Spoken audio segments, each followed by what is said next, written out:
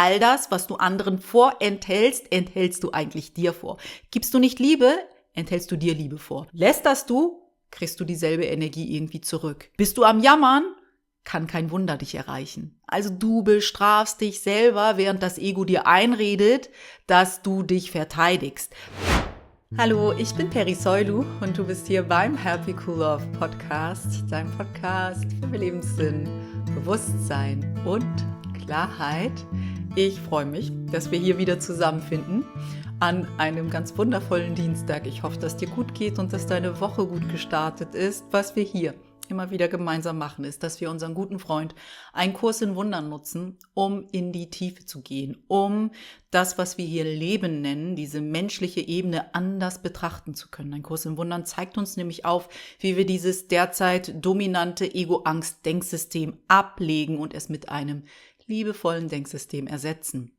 Heute möchte ich mit dir über die Kabbala sprechen. Dort waren wir ja schon ein paar Mal, dass ich das Gefühl habe, dass die Kabbala und ein Kurs in Wundern auch sehr viele Überschneidungen haben. Das heißt, wenn du die Prinzipien und die Wahrheiten, die Kabbala mit der Welt teilt, mal hörst, dann wirst du sehen, oh, das kommt mir alles sehr bekannt vor. Das kenne ich schon aus einem Kurs in Wundern. Eine kurze Durchsage in eigener Sache. Weißt du eigentlich, dass wir auch dieses Jahr gemeinsam durch das Übungsbuch von Ein Kurs in Wundern reisen? Die Gruppe heißt Starke Gefährten. Wir wollen uns gegenseitig an das Wesentliche erinnern, während wir das Übungsbuch von Ein Kurs in Wundern durcharbeiten. Also, falls du dieses Jahr am 1. Januar auch sehr euphorisch mit dem Übungsbuch begonnen hast und merkst, die Euphorie ist so langsam abgeebbt oder du hast sogar tatsächlich eine Pause eingelegt oder falls du nicht mehr alleine durch das Übungsbuch von Ein Kurs in Wundern reisen willst, dann komm gern dazu unter www.patreon.com/365tagewunder findest du alle Informationen. Ich freue mich, wenn du zu unserer Kursgruppe kommst.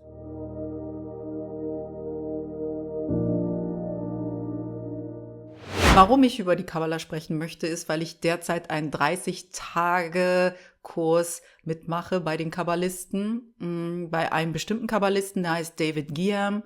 Und was man dort tut, ist, dass man sich ganz, ganz viel Zeit nimmt und in sich geht und 30 Tage vor dem 22. September nimmt und sich hinterfragt, wo habe ich noch nicht vergeben? Die Kabbalisten sagen jetzt nicht dazu, wo habe ich noch nicht vergeben. Das ist eher wie ein Kurs in Wundern es ausdrücken würde, weil du weißt ja, unser Hauptmittel als Kursschüler ist die Vergebung, um das, was hier auf menschlicher Ebene passiert, anders betrachten zu können. Weil ein Kurs in Wundern lehrt uns ja auch, dass das, was wir denken, was ein Bruder uns angetan hat, hier auf menschlicher Ebene, in Wahrheit die geistige Ebene gar nicht passiert ist. Das ist manchmal für uns schwer zu verdauen. Das müssen wir auch nicht von heute auf morgen wirklich 100% umsetzen, aber schon diesen Gedanken zulassen, dass da mehr sein könnte, mehr los sein könnte als nur diese menschliche Ebene, hilft ja schon, etwas mehr Ruhe zu empfinden, mehr Gelassenheit und mehr Frieden. Und das macht meistens den Riesenunterschied in jeder Situation. Also, die Kabbalisten sagen zwar nicht Vergebung dazu, aber die Quintessenz, die ich dort raushöre, ist dieselbe. Die Kabbalisten sagen zum Beispiel, wie kann ich Gnade walten lassen anstelle von Urteil? Sollte uns bekannt vorkommen, vor allem dieser Teil mit Urteil. Wie sehe ich das Licht in jemand anderem? Das kennen wir auch. Wie sehen wir das Licht? Wie können wir lichtvoll blicken? Und wie sehe ich die perfekte Version des anderen? Wie sehe ich den anderen in seiner Perfektion? Das kennen wir auch, mehr oder weniger. Bei uns ist es, dass wir versuchen, jenseits der menschlichen Hülle das Licht zu erblicken. Also die Quintessenz, du merkst es, ist dieselbe. Wir haben Vergebungsarbeit zu tun, ob wir das jetzt Vergebung nennen oder die Perfektion in jemand anderem erkennen, ist mir eigentlich relativ egal. Ich möchte nur für mich das Gefühl haben, es geht um ein und dieselbe Sache. Weil die Genschlüssel erzählen dir eigentlich auch nichts anderes, außer dass du dadurch, dass du eine Pause machst und beobachtest, anstelle zu reagieren, deine Schattenfrequenz, also deine Ego-Frequenz einfach nur mal in deinem Gewahrsein hältst, dass dadurch meistens eine Verschiebung stattfindet. Und das ist, was Vergebung ist. Es ist eine Verschiebung, tatsächlich. Und an was mich das auch wieder erinnert, ist, dass wir viele Wege zurück nach Hause haben. Es gibt eine Wahrheit und Wir haben ganz viele Möglichkeiten, uns dieser Wahrheit zu nähern. Ein Kurs im Wundern ist eine Weise, wie wir uns dieser Wahrheit wieder nähern können. Kabbala eine andere, die Genschlüssel eine weitere, Zen-Buddhismus wieder eine andere. Also muss keiner denken, dass seine Methode die einzige ist, weil auch das ist wahrscheinlich wieder das Ego. Was ich in diesen 30 Tagen als Quintessenz für mich herausnehme, ich sage das Wort Quintessenz heute sehr viel, merke ich gerade, ist, dass ich einfach nur hinsehen darf, wem oder was enthalte ich meine Liebe noch vor und wie schade ich mir damit selbst. Weil ein Kurs im Wundern sagt es so wunderschön, und alles, was ich gebe, gebe ich mir selbst. Das Ego versucht uns natürlich hinters Licht zu führen, wenn es sagt, hey, wenn du Urteil aussprichst, wenn du grantig bist, wenn du Wut empfindest, dann schick es in die Außenwelt und dann hast du nichts mehr damit zu tun. Aber du bist doch der Absender, du bist doch der das aussendet. Das heißt, was ich aussende, hat immer was mit mir zu tun und es wird früher oder später wieder zu mir zurückfinden. Das ist, was das Ego verschleiert. Das ist aber, was wir klar sehen können, wenn wir das Ego mal nicht beachten und ganz, ganz bewusst auf die Situationen blicken, die sich so in unserem Leben zeigen, uns die Revue passieren lassen, wie gut es war, zu reagieren und Wut zu empfinden und zu jammern und zu lästern und ob uns das nicht in Wahrheit doch geschadet hat, weil all diese Energie zu uns zurückkommt. Also, alles, was ich gebe, gebe ich mir selbst. Das ist ein Mantra, was du hoffentlich nicht so schnell wieder vergisst.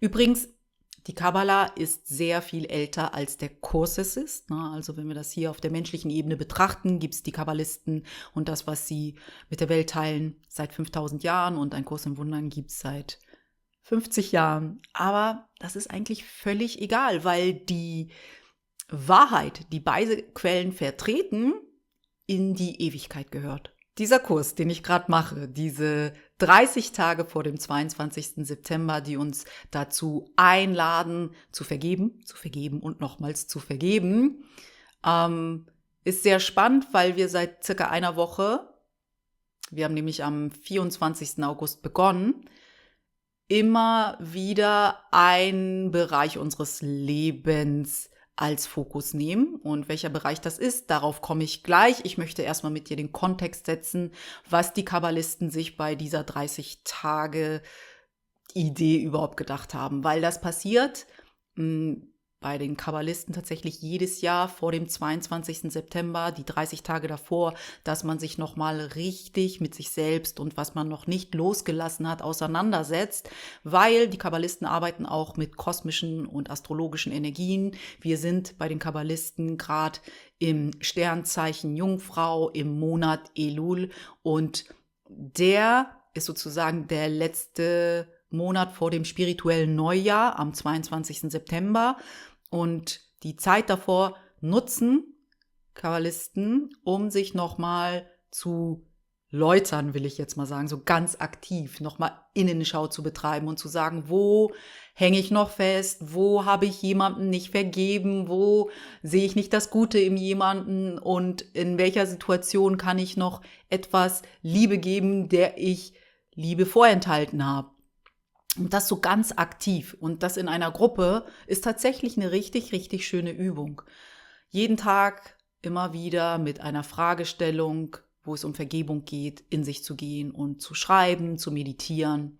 Ich meine, eigentlich ist das Übungsbuch von Ein Kurs im Wundern auch so aufgebaut, dass wir das jeden Tag machen. Aber ich glaube, so mit der Zeit könnten wir es weniger akribisch machen und weniger diszipliniert. Ein Kurs im Wundern sagt ja auch nicht umsonst, wir erreichen so wenig, weil unser Geist so undiszipliniert ist.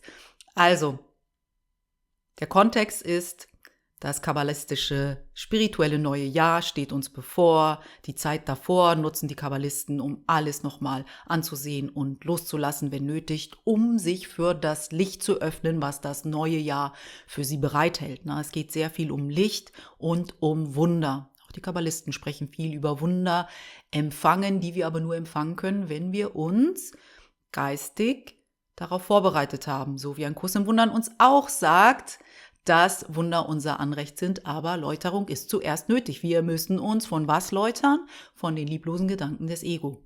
Noch ein kleiner Zusatz. falls es bei dir gerade richtig ruckelig ist. Also falls du merkst, boah, es ist gerade richtig, als wenn die ältesten Wunden in mir hochkommen und ich von jeder Seite irgendwie getriggert werde, meine Knöpfe werden gedrückt, es ist richtig unruhig, die Leute sind wütend, ich kriege die ganze Zeit was ab, Leute provozieren mich. Falls das gerade bei dir der Fall ist, läuft alles richtig, sagen die Kabbalisten, also kein Grund zu Panik, du hast nichts falsch gemacht, das kommt ja alles hoch, damit du diese Art von Detox machen kannst, die Vergebung üben und üben und üben, das ist alles Teil des Plans. Also, ich kann dir sozusagen die Panik nehmen, falls du denkst, ey, sag mal, mach ich was falsch? Nein, du machst nichts falsch, es ist gerade die Zeit des Jahres, so sagen die Kabbalisten, wo nochmal viel hochkommen kann.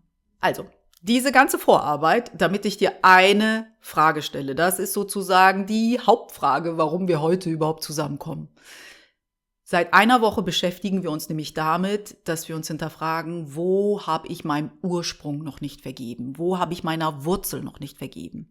Heißt, meinen Eltern, meiner Kultur, meiner Religion, meiner Gesellschaft, meinen Ahnen, all das, was mit meinen Wurzeln in dieser Inkarnation zu tun hat, wo hänge ich da noch am Recht haben fest, wo denke ich, die haben was versäumt oder wo denke ich, meine Eltern haben total den bescheuerten Erziehungsstil gehabt, deswegen bin ich so verkorkst. Was auch immer wir da denken, das darf gerade jetzt vergeben werden. Also diese Frage, wo habe ich meinen Ahnen noch nicht vergeben? Wo kann ich noch nicht Güte mit ihnen walten lassen? Wo verurteile ich sie für was auch immer sie anscheinend versäumt haben? Weil wenn du eine machtvolle Seele bist, wenn du ganz bewusst in Kooperation mit einer höheren Ebene hierher kommst, um zu vergeben. Glaubst du denn wirklich, all das hier, wer deine Ahnen sind, wer deine Eltern sind, wer deine Geschwister sind, was für eine Gesellschaft, in die du kommst, dass das alles nur total wahllos ist?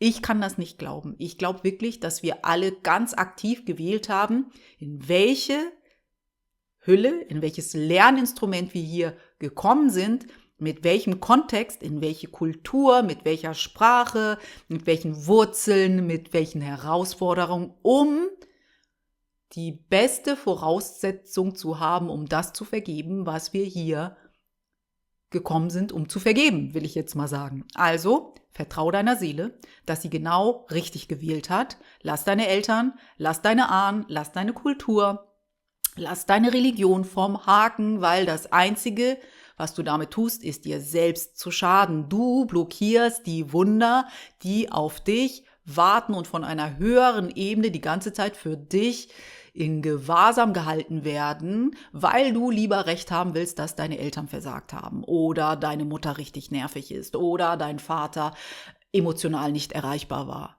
Ja, das kann ja alles sein. Aber willst du daran festhalten und damit im Hier und Jetzt dir Wunder verwehren? Und wer weiß, warum das nötig war? Wer weiß, was deine Seele und du hier damit lernen solltest, was sozusagen dein Segen aus dieser sehr herausfordernden Situation war, der dich jetzt zu dem gemacht hat, wer du heute bist. Vergiss nicht, ich wiederhole mich und ich lese uns gleich was aus dem Kurs vor. All das, was du anderen vorenthältst, enthältst du eigentlich dir vor. Gibst du nicht Liebe, enthältst du dir Liebe vor. Lästerst du, kriegst du dieselbe Energie irgendwie zurück. Bist du am Jammern, kann kein Wunder dich erreichen. Also du bestrafst dich selber, während das Ego dir einredet, dass du dich verteidigst, dass du das Richtige tust, dass du dem anderen sein gerechtes Urteil gibst. Also das Ego ist sehr, sehr schlau. Es denkt immer, ich kann andere verurteilen, aber es hat keine Konsequenz für mich, was totaler Quatsch ist. Wenn ich jemanden verurteile, bin ich in der Energie von Urteil. Wie sollen Wunder dann irgendwie sich in meinem Leben zeigen? Also, ein Kurs in Wundern sagt es so. Die Botschaften des Ego werden immer von dir fortgesandt in der Überzeugung, dass jemand anders als du für deine Botschaft des Angriffs und der Schuld leiden wird. Ist nicht möglich. Ganz logisch betrachtet geht das nicht. Wenn ich Urteil aussende, wird mich diese Energie wiederfinden, früher oder später. Ich lese noch ein Stück. Selbst wenn du leidest, wird dennoch ein anderer mehr leiden. Auch richtig perfider Plan vom Ego. Ja, Ich leide vielleicht, wenn ich jemand anderen verurteile und Drama mache, aber der andere leidet bestimmt mehr, also ist dieses Drama es wert. Der große Betrüger, also das Ego, begreift, dass es nicht so ist. Spannend, oder? Das Ego selbst weiß, dass es nicht so ist, dass es so eigentlich gar nicht Frieden finden kann, weil das Ego dir eigentlich auch nie Frieden geben kann. Aber es redet es dir ein und wir glauben es. Also, da gehören ja auch immer zwei Aspekte dazu. Der eine, der das uns verklickert und der das dann auch noch annimmt. Also wir können ja auch gar nicht sagen, das Ego ist bescheuert, weil das Ego ist einfach das Ego. Es tut seinen Job mega gut und wir dürfen mit unserem Bewusstsein schauen, wohin gehen wir, wenn das Ego mit uns redet. Glauben wir ihm das oder sagen wir, hey, da gibt's was anderes in mir, da gibt's einen höheren Aspekt in mir und ich vertraue dem. Ich reagiere mal nicht. Ich beobachte einfach. Ich bleib ruhig und überlass dem Heiligen Geist, mir in dieser Ruhe einen Weg aufzuzeigen. Also wir lesen noch ein Stück. Der große Betrüger begreift, dass es nicht so ist, aber als Feind des Friedens drängt er dich, Feind in Anführungsstrichen, weil es gibt eigentlich in Wahrheit keinen Feind des Friedens. Alles, was nicht Frieden ist, existiert in Wahrheit nicht. Drängt er dich, all deine Hassbotschaften auszusenden und dich selber zu befreien. Du merkst, dass das nicht klappen kann. Du kannst keinen Hass aussenden und frei sein. Du musst Liebe aussenden und damit bist du frei. Weil alles, was Hass ist, kann dich nur in einem Gefängnis festhalten. Egal wie schön dein Gefängnis ist, ne? Egal wie viel Geld du in diesem Gefängnis hast, aber es bleibt ein Gefängnis. Wir lesen noch ein bisschen weiter. Und um dich zu überzeugen, dass es möglich ist, heißt er den Körper im Angriff auf einen anderen nach Schmerz zu suchen, wobei er ihn Lust nennt. Also den Schmerz nennt das Ego Lust. Und ihn dir als Freiheit vom Angriff anbietet. So richtig, richtig verworren und komplex, wie das Ego funktioniert. Es sagt, wenn du angreifst, dann wirst du dich befreien. Wobei du mit Angriff einfach bestätigst, dass du zu sehr in der menschlichen Hülle festhängst und die ist Gefangenschaft per se. Also, jedes Mal, wenn du deine Eltern, deine Familie, deine Geschwister, deine Onkels, deine Tanten, deine Großeltern freilässt und ihnen Liebe schenkst und ihnen Mitgefühl gibst und ihnen Verständnis schenkst und versuchst, sie in ihrer perfekten Version wahrzunehmen, in der perfekten Form, in ihrer Seele, in ihrem Licht, lässt du nicht nur sie frei, sondern du lässt dich selber frei. Und mehr noch, du öffnest dich für alle Wunder, die diese höhere geistige Ebene für dich hat, um sie zu empfangen. Weil jedes Mal, wenn du verurteilst, jedes Mal, wenn du sagst, ich möchte Recht haben, und auch wenn das auf dieser Ebene vielleicht ja auch irgendeine Bewandtnis hat, dass du Recht haben könntest, verwehrst du etwas ganz Wundervolles, nämlich etwas Höheres in dir zu verspüren, damit zu sein, und einfach Frieden zu haben. Vergiss nicht, dass jedes Mal, wenn du ein Urteil fallen lässt, ein Platz in dir frei wird für ein Wunder, wo vorher eine Lüge gewohnt hat. Also es ist nicht so ganz ohne, alles nochmal zu überprüfen und zu schauen, hey, wo halte ich noch an Hass für meine Ursprungsfamilie fest? Ganz, ganz ehrlich, wo halte ich noch an, auch wenn es nur so ein Funken ist, auch wenn es nur so ein kleines bisschen ist, ne, wo man doch noch seinen Bruder kritisch betrachtet, weil er nicht einen Kurs in Wundern liest oder überhaupt sich nicht für eine höhere Ebene interessiert und so voll konform ist mit allem, was das Ego ihm gibt. Aber hast du ein Recht, ihn deshalb zu verurteilen?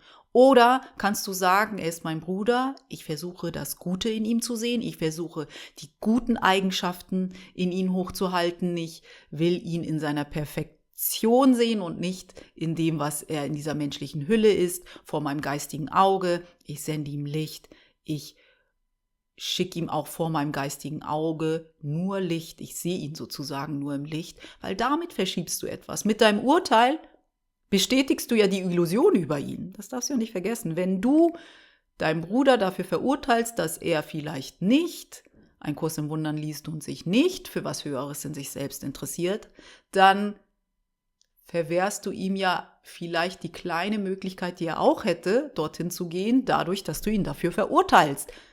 Er stolpert, mit was auch immer, und du verurteilst ihn für sein Stolpern, anstelle ihn zu lieben, dort wo er ist. Also wir tatsächlich sind aufgefordert, in diesem Kurs alles zu geben und noch ein bisschen mehr, damit wir unser Lerninstrument so sehr wie möglich frei machen von allen Illusionen, die uns das Ego auferlegt hat, um uns zu öffnen für das Licht und für die Wunder, die dann Platz in uns finden, die dann durch uns gelebt werden können, weil wir sie nicht mehr blockieren. Meine Einladung an dich heute ist, übe dich darin, gerade jetzt nochmal extremer deinen Geist zu disziplinieren. Wir erreichen so wenig, weil unser Geist so undiszipliniert ist, sagt dein Kurs in Wundern.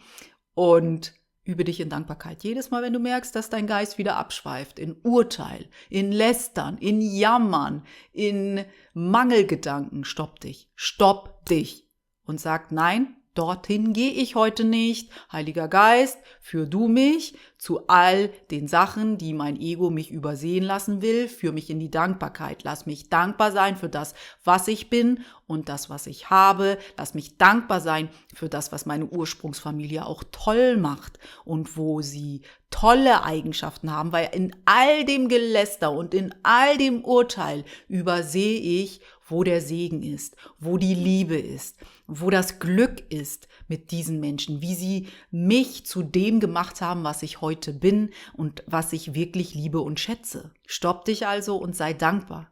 Und hier kommt noch eine Frage für dich, so ganz zum Abschluss. Wo missgönnst du den Menschen um dich herum etwas? Das ist nämlich auch etwas, was dich davon abhält, die Wunder zu leben, die Gott für dich hat. Wo missgönnst du Menschen etwas? Und es können auch Menschen sein, die du wirklich liebst. Kann das sein, dass ihr Erfolg bei dir Neid auslöst, bei dir ein ungutes Gefühl auslöst, dass sie jetzt was haben, was du nicht hast? Das würde ich nochmal untersuchen und ich würde wirklich versuchen, so gut ich kann, das abzulegen und zu lernen und zu demonstrieren, dass ihr Glück dein Glück ist, dass ihr Erfolg dein Erfolg ist, dass ihre Liebe deine Liebe ist. Sei dankbar, weiß sie zu schätzen, freu dich mit den anderen. Vielleicht ist das auch noch eine Übung, die wir hier aufgreifen können gemeinsam. Ich danke dir erstmal, dass du wieder heute dabei warst und vielleicht sind diese 2 Dinge, die ich gerade mit dir geteilt habe, nämlich schau mal, wo deine Ursprungsfamilie bei dir noch irgendwie Knöpfe drückt und schau mal, wo du anderen vielleicht etwas missgönnst. Vielleicht können diese beiden Fragestellungen dir helfen, dass du in den nächsten Wochen so ein bisschen mehr in dich gehst und da was ablegen kannst, um dich zu öffnen für das Licht, was dein ist, aber was du verwehrst, dadurch, dass du daran festhältst. Ich freue mich natürlich auch immer über deine Gedanken. Was ist gerade bei dir los? Ist es gerade lauter als normal, was auch immer normal ist? Oder merkst du gerade, dass du eine Zeit durchmachst, wo es wirklich intensiv ist für dich? Und wie gehst du damit um? Und helfen dir diese 2 Fragen vielleicht nochmal etwas in dir nachzuprüfen oder nachzujustieren? Also ich bin gespannt. Ansonsten wünsche ich dir eine ganz wundervolle Zeit. Wir hören ganz bald wieder voneinander. Pass bis dahin bitte gut auf dich auf. Deine Peri.